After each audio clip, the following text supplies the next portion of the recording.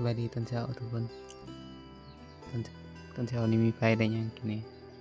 จนไฟชิมุกเกียดเนาะทุกคนก็เดินเอาเกียดมาสะออกกียังเรียบร้อยตกไปชิมุกเกียดใส่ป้าน้องป้ากับบลาย3-4ตัวป้าเขาก็สิสะเก็บมันออกเนาะพอสะเก็บมันออกแล้วก็เอามาละซอยผักหอมใส่เนาะจนไปชมก็สิใส่เป็นดอกมะขามเนาะผักก็สิมีแต่ผักบัว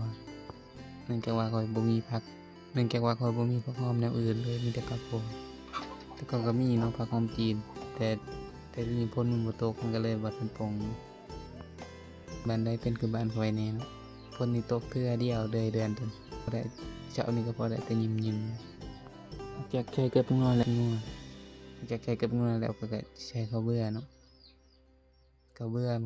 างทีนี่ข้อยสิตำใส่กับข้าวเบื่อเลยเนาะก็ลืมอัดเอาตอนข้อยห่อเนาะทุกคนตอนข้อยหมกตั้งกล้องไปซื่อแต่บ่ได้อัดคิดว่าอัดแล้วหมกปลานี่ก็ยากจุกหมกตั้งแต่6 โมงจน7 โมงตอนนี้มันก็สุกแล้วเนาะเดี๋ยวสำหรับใครมาเบิ่งฮอดนี้ก็ฝากกดไลค์กดติดตามให้เด้อมันเป็นกำลังใจให้ข้อย